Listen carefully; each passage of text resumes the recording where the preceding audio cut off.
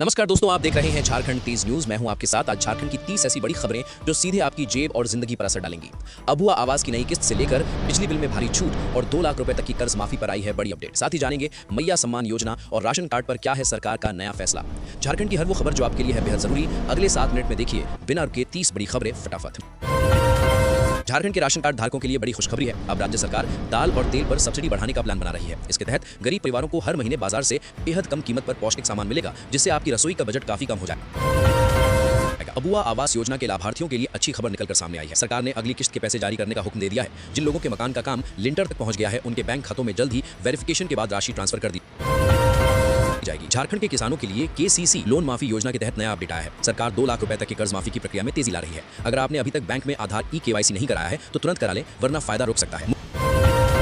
मुख्यमंत्री मैया सम्मान योजना के तहत अब राज्य की बेटियों और महिलाओं को साल में मिलने वाली कुल रकम में इजाफा होने वाला है। सरकार स्कीम के जरिए सीधे महिलाओं के बैंक अकाउंट में पैसे भेज रही है, ताकि वे अपनी छोटी मोटी जरूरतों के लिए आत्मनिर्भर बन सके। झारखंड बिजली विभाग ने बकाया बिल वाले उपभोक्ताओं के लिए बड़ी राहत का ऐलान किया है। अब आप बिना ब्याज के सिर्फ मूल राशि जमा करके अपना कनेक्शन कटने से बचा सकते हैं। इस वन टाइम सेटलमेंट स्कीम का फायदा उठाकर आप हजारों रुपए की पेनल्टी बचा सकते हैं। आयुष्मान कार्ड धारकों के लिए राहत की खबर है। अब राज्य के कई और बड़े प्राइवेट अस्पतालों को इस लिस्ट में जोड़ा गया है। बीमारियों का इलाज कराने के लिए आपको दूर नहीं जाना होगा, बल्कि अपने ही जिले के बड़े सेंटर्स में मुफ्त इलाज मिलेगा। झारखंड की आंगनबाड़ी सेविकाओं और सहायिकाओं की मानदेय में बढ़ोतरी की फाइल को हरी झंडी मिल गई है। लंबे समय से चल रही मांग के बाद सरकार ने उनके भत्ते में इजाफा करने का फैसला किया है, जो इसी महीने से लागू होने की पूरी उम्मीद जताई जा रही है।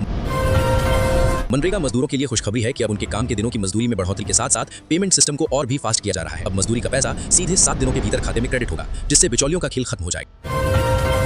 मुख्यमंत्री स्वरोजगार योजना के तहत युवाओं को नया बिजनेस शुरू करने के लिए 25 लाख तक का लोन बेहद कम ब्याज पर दिया जा रहा है। अगर आप अपना स्टार्टअप या छोटी यूनिट लगाना चाहते हैं तो ब्लॉक ऑफिस से इसकी पूरी जानकारी लेकर आवेदन कर सकते हैं।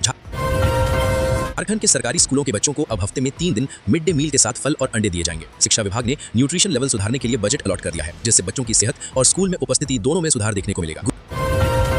गुरुजी क्रेडिट कार्ड योजना के तहत अब राज्य के छात्र उच्च शिक्षा के लिए बिना किसी गारंटी के 15 लाख रुपए तक का लोन ले सकेंगे। सरकार ने बैंकों को निर्देश दिया है कि छात्रों के आवेदन को प्राथमिकता के आधार पर निपटाएं, ताकि उनकी पढ़ाई न रुके। Jharkhand state livelihood promotion society JSLPS की दीदियों के लिए नई मार्केटिंग योजना शुरू की गई है। अब पलाश ब्रांड के उत्पादों को ऑनलाइन प्लेटफॉर्म पर भी बेचा जाएगा, जिससे गांव की महिलाओं को अपनी मेहनत का ज्यादा दाम और बड़ा बाजार मिल सके।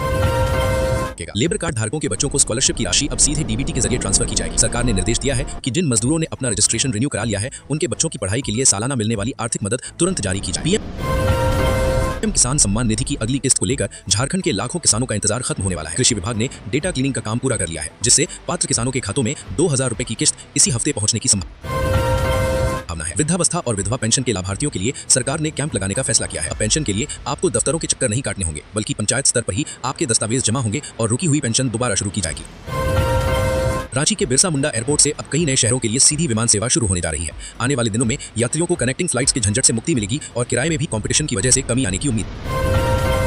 झारखंड में मानसून से पहले सड़कों के गड्ढे भरने का काम युद्ध स्तर पर शुरू हो गया है। NHAI और PWD को सख्त हिदायत दी गई है कि रांची टाटा और रांची हजारीबाग रोड जैसे व्यस्त रास्तों पर मरम्मत का काम 15 मई तक हर हाल में पूरा कर लें। JSSC की परीक्षाओं को लेकर नया शेड्यूल जारी होने की सुगबुगाहट तेज है। लाखों अभ्यर्थी अपनी तैयारियों में जुटे हैं, क्योंकि आयोग अब पारदर्शी तरीके से परीक्षा आयोजित करने के लिए नई तकनीक और सख्त प्रोटोकॉल का इस्तेमाल करने की योजना बना रहा है।